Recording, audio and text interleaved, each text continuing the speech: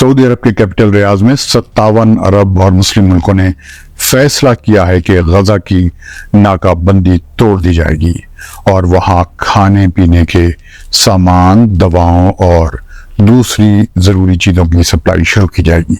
इसके लिए मिस्र और गजा को जोड़ने वाली रफाह क्रॉसिंग को इस्तेमाल करने की बात कही गई है। यानी ये जिम्मेदारी मिस्र को दी गई है कि वो आगे बढ़े और इसराइल के किसी दबाव को कबूल किए बगैर गजा की तरफ सामानों से भरे हुए ट्रक फौरन रवाना करे। रियाद में होने वाले इस फैसले में गजा के समुद्री इलाकों और उसकी बंदरगाहों को इस्तेमाल करने की बात कही गई है। लेकिन इस सिलसिले में तुर्की का जो तजुर्बा है उसे जानना ज़रूरी है। जब तुर्की ने ज़रूरी सामान से भरा हुआ जहाज़ छोटे छोटे जहाज़ों के काफिले के साथ गजा भेजा तो उस पर इसराइली दहशतगर्द कमांडोज ने हमला कर दिया और उसमें कई जानें भी गईं। इस वीडियो में इस वाक़े की तफसील।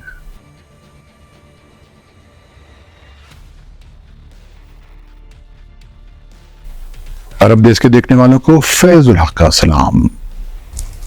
सुबह होने को थी और घड़ियाल ने 4:30 बजाए थे।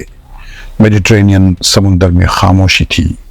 तुर्की का माल बरदार जहाज मावी मारमरा फलस्तीन के हामियों के काफिले और इमदादी सामान लेकर आगे बढ़ रहा था।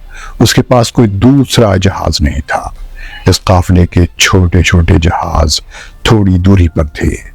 उस पर गजा के लिए 10,000 टन इमदादी सामान लदा हुआ था कि अचानक समुंदर और हवाई रास्ते से इसराइली नेवी के दहशतगर्दों ने तुर्की के जहाज मावी मारमरा पर हमला कर दिया। इससे पहले रात के वक्त इसराइली नेवी के 3 जहाज मावी मारमरा को रोकने के लिए इसराइली बंदरगाह हैफा से रवाना हुए थे। इसराइली हमरावर मावी मारवरा के ऊपरी अरशे पर उतरे और वहां से जहाज के अंदर दाखिल हो गए और कप्तान को रुकने का हुक्म दिया। ये सब हमलावर कमांडोज थे और मास्क पहने हुए थे। वो तुर्की के मालबरदार जहाज पर ऊपर से हेलीकॉप्टर से उतर आए और कुछ समुंदर के रास्ते पहुंचे और हमला कर दिया। इस हमले में इन इसराइली दहशतगर्दों ने गन्स, स्टेन ग्रेनेड्स और आंसू गैस का इस्तेमाल किया। इसराइली दहशतगर्दों का ये गिरोह पूरी तरह मुसल्लह था। उनके पास और भी मॉडर्न आर्म्स थे। उन्होंने तुर्की के इस जहाज के मुसाफिरों को धमकी दी थी कि वो यहीं रुक जाएं और गजा की तरफ न बढ़ें। इस तुर्क जहाज पर 50 मुल्कों के फलस्तीन के हामी एक्टिविस्ट भी सवार थे। उनमें से कुछ एक्टिविस्ट के हाथों में कैमरे थे जिन्होंने ये पूरी कार्रवाई की रिकॉर्डिंग की। तुर्की के टीवी चैनल ने ये पूरी कार्रवाई दिखाई कि कैसे इसराइली दहशतगर्द एक के बाद एक इस जहाज पर सवार हुए। तुर्की के चैनल ने दिखाया कि एक के बाद एक इसराइली दहशतगर्द कमांडोज किस तरह मावी मारमरा पर उतर रहे हैं, वो किस तरह धमकियां दे रहे हैं और उनके साथ मारपीट कर रहे हैं। इस हमले में 10 लोगों की जान गई थी और 50 से ज्यादा जख्मी हो गए थे। उस पर अल जजीरा के रिपोर्टर जमाल अल शरियान भी सवार थे जिन्होंने इसकी रिपोर्टिंग की थी।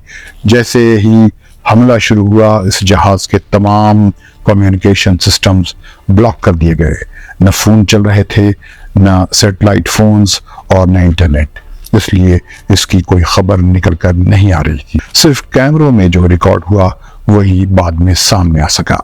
इससे पहले तमाम सवार एक्टिविस्ट काफी खुश थे कि वो इमदादी सामान लेकर गजा पहुंचने वाले हैं, जिससे वहां के रहने वालों को थोड़ी राहत मिलेगी जो इस ओपन एयर जेल में इसराइलियों के रहमो करम पर जिंदगी गुजारने पर मजबूर कर दिए गए हैं। लेकिन इसराइली दहशतगर्दों के इस हमले पर दुनिया भर में हंगामा हुआ। उसके बाद तुर्की ने इसराइल के साथ डिप्लोमेटिक रिलेशंस खत्म कर दिए थे। इस वाक़े के बाद इसराइल को पूरी दुनिया में तनकीद का निशाना बनाया गया।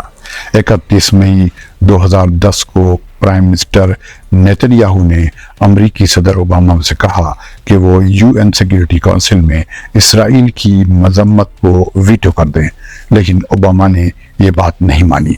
अमेरिका ने बाद में यूएन में इस इसराइली हमले के इंटरनेशनल इन्वेस्टिगेशन के मुतालबात और इसराइल पर इंटरनेशनल लॉज की खिलाफ वर्जी करने पर मजम्मत के रेजोल्यूशंस को रोक दिया जो तुर्की, फलस्तीन और अरब ममालिक ने प्रपोज किया था। उसके बाद مصر نے غزہ کی پٹی کے ساتھ اپنی رفح بارڈر کراسنگ کو کھول دیا تاکہ چھاپے پر انٹرنیشنل کرٹیسزم اور حماس کے لیڈر خالد مشن کی طرف سے سرحد کھولنے کے مطالبے کے بعد انسانی اور میڈیکل امداد غزہ میں داخل ہو سکیں، لیکن بعد میں یہ کراسنگ بند کر دی گئی تھی۔ ترکی کے جہاز ماضی مانورہ پر اسرائیلی حملے کی دنیا بھر میں مذمت کی جاتی رہی۔